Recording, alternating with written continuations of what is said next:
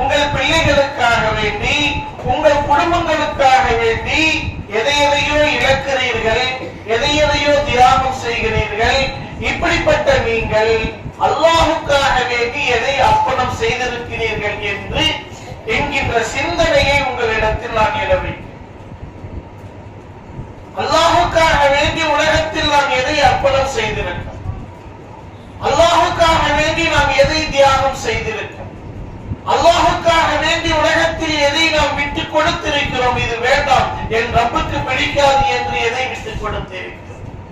அப்ப உலகத்தில் தியாகத்தையும் பல விஷயங்களை பல உணர்வுகளையும் விட்டுக் கொடுப்பதற்கு தயாராக இருக்கக்கூடிய தாய்மார்கள் யாருக்காக?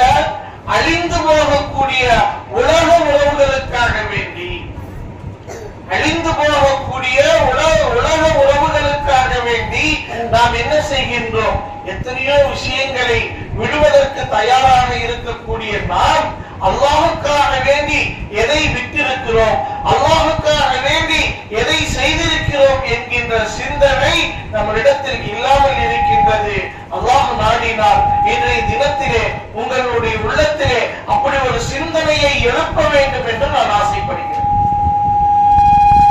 இஸ்லாமிய வரலாறுகளில், குர்ஆன் சொல்லக்கூடிய வரலாறுகளில் எனது அருமை தாய்மார்கள் இஸ்லாமிய பெண்களுடைய தியாகங்களை எடுத்து பார்ப்பீர்கள் என்று சொன்னால், வரலாற்று பின்னணிகளை நீங்கள் எடுத்து பார்ப்பீர்கள் என்று சொன்னால், அந்த வரலாற்று பின்னணிகளுடைய செய்திகளில் இஸ்லாமிய தாய்மார்கள், ஈமான் கொண்டிருந்த தாய்மார்கள், அவர்கள் அல்லாஹுக்காக வேண்டி செய்த தியாகங்களை எண்ணி பார்க்கின்ற பொழுது இன்றைக்கு நாம் நமது பெண்கள் நாம் மிகவும் அவர்களை விட தூரமானவர்கள் என்பதை நாம் எண்ணிக்கொள்ள வேண்டும்.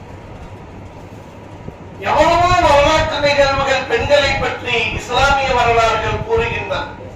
அந்த வரலாற்று நிகழ்வுகளை எல்லாம் படித்து பார்க்கின்ற பொழுது இந்த அளவுக்கு, இன்னும் சொல்ல போனால் இந்த மார்க்கம் இந்த அளவும் உலகம் முழுக்க இது பரவி விரிந்து பறந்து கிடக்கிறது என்று சொன்னால் அதற்கும் எனது அருமை தாய்மார்களுடைய தியாகங்கள் பெரும் பங்கு.